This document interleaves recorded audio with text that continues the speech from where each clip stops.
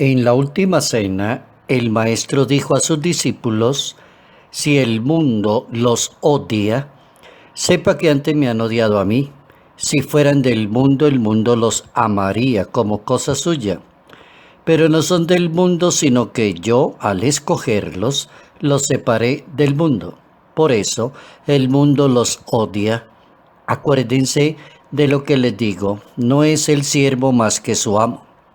Como a mí me persiguieron, también a ustedes los perseguirán. Como acogieron mis palabras, acogerán las suyas. Todo eso lo harán con ustedes por mi causa, ya que desconocen a aquel que me envió. Evangelio según San Juan, capítulo 15, versos 18 al 21. Notas amables a la palabra de Dios, sábado 16 de mayo, año 2020. El poder, el honor y el reino. ¿Cómo entender la conjugación de tres elementos que se movieron perfectamente en la vida de Jesús de Nazaret, pero que se fueron convirtiendo a lo largo con la evangelización en un reto para toda aquella persona que quiere vivir bien una religión, quiere ser un excelente bautizado, por ejemplo, quiere ser un buen evangelizador, catequista, misionero, desea ser un buen ministro de Dios, un excelente sacerdote, religiosa, consagrado. Como este texto del Evangelio en ese capítulo 15 a partir del verso 18 pone a todas las personas en esa disponibilidad del reino de Dios. El poder, cómo se maneja en la iglesia y en la persona creyente y en la persona que trabaja en la vida eclesial. Se trabaja con el servicio. El honor, vendrán los momentos del honor. El orgullo se le subirá a la cabeza fácilmente a una persona. Entonces el maestro recomienda la humildad y la sencillez de corazón. Y el tercero, el reino de Dios. ¿Cómo se extiende el reino de Dios a través de la palabra de Dios y a través de la vida sacramental? Se extiende a través de la disponibilidad del que lo anuncia para que los demás lo acojan. El texto dice, como acogieron mis palabras, también escogerán las de ustedes. Y todo eso lo harán con ustedes por causa mía. Todo lo que les vaya a pasar a ustedes en el campo de la fe, la vivencia de la religión, la evangelización, la vida eclesial, todo lo que se mueve, el engranaje completo de la vida de la iglesia, todo eso lo van a tener que tener en cuenta ustedes porque van a sufrir muchos momentos difíciles por mi causa. Es decir, el reto es toda aquella persona que pretenda vivir correctamente una religión, pretenda ser humilde, pretenda ser sencillo, caridad por excelencia, misericordia y bondad, siempre tendrá la crítica de los demás. Toda persona que intente implantar la justicia, que se diga la verdad, que sea lo correcto, lo transparente, entonces los demás lo van a atacar. Así que la misión no es tan fácil ni tan sencilla, pero la misión tiene sus ejes transversales que permiten entenderla. El cristiano que sigue a Jesús de Nazaret está llamado a vivir atento ante una sociedad que está organizada por el egoísmo de las personas, por el egoísmo de muchos grupos y movimientos, por personas que no quieren a las otras personas, por personas que no creen en la santidad de los otros, entonces tendrá que vivir como en contravía. Ese fue el destino de Jesús de Nazaret. La vida de Jesús de Nazaret estaba como en contravía de los judíos que se oponían a su predicación de la hermandad, de la justicia y de la caridad, de perdonar pecados, de sanar enfermos, de ofrecer vida eterna. Todo eso no venía bien.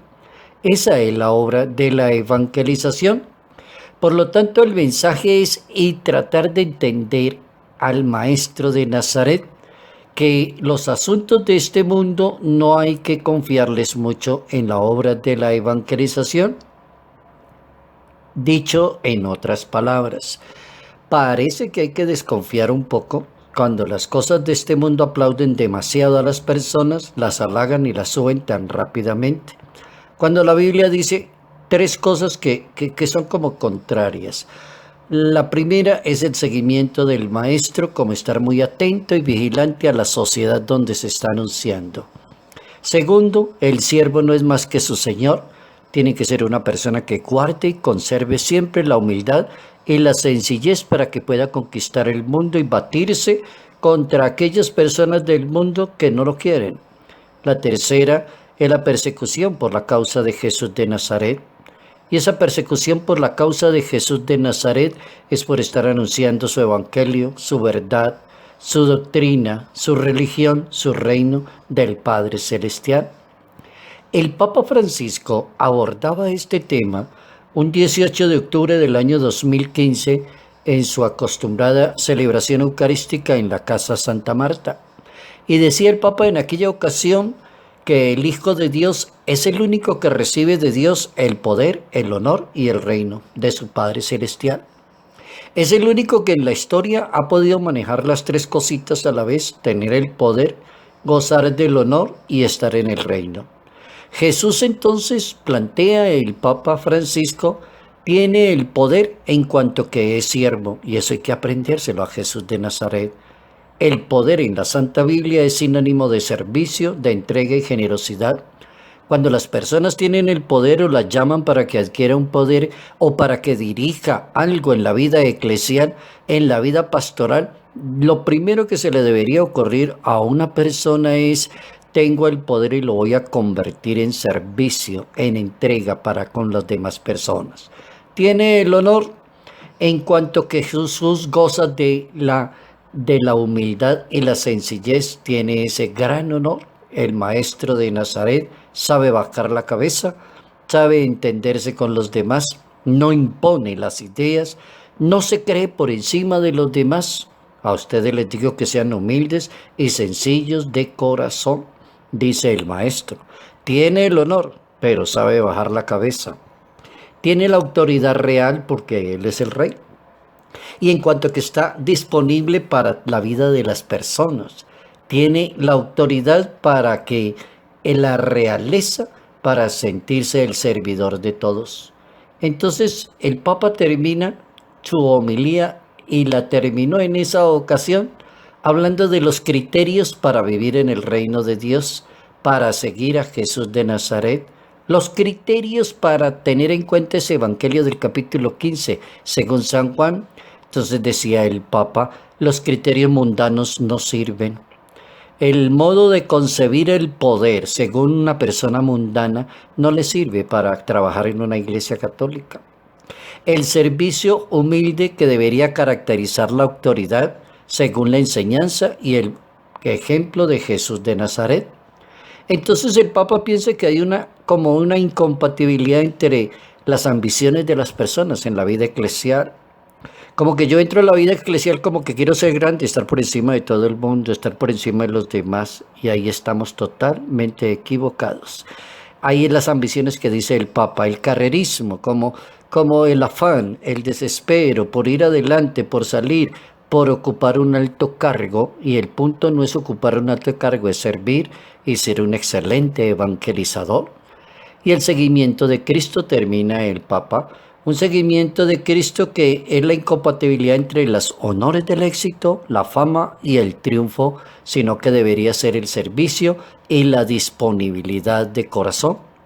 Bien interesante el Papa en sus planteamientos, y bien interesante el Papa dando consejos de manera universal para alcanzar la felicidad y alcanzar a vivir perfectamente la vida de la fe.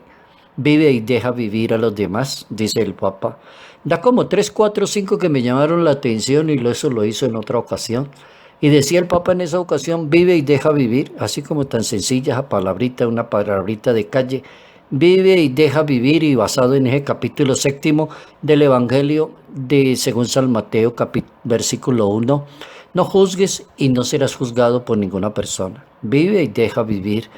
Entrégate a los demás. Segunda condición, decía el Papa, aprende a servirle a las demás personas. Tercero, respeta a los demás, deja ir las cosas negativas rápidamente que están en tu vida personal. No deje que se acumule tanta cosa negativa, tanto rencor, tanta envidia, tanto odio en tu corazón, decía el Papa. Y la última, no prediques una religión con demasiada contundencia. Qué bueno esa proposición del Papa. No predique usted una religión con demasiada contundencia, con rigorismo, como que no perdonando ni media, como que usted ya no tiene salvación. Y decía el Papa en esa ocasión, en ese discurso, el proselitismo provoca una parálisis en la misma sociedad y es una parálisis por no saber enseñar el Evangelio de una manera mucho más caritativa y misericordiosa y mucho más de escuchar a los demás en lugar de juzgar a la persona. Entonces es más bien una religión más de la vida, de la fe, de la caridad y de la bondad con los demás.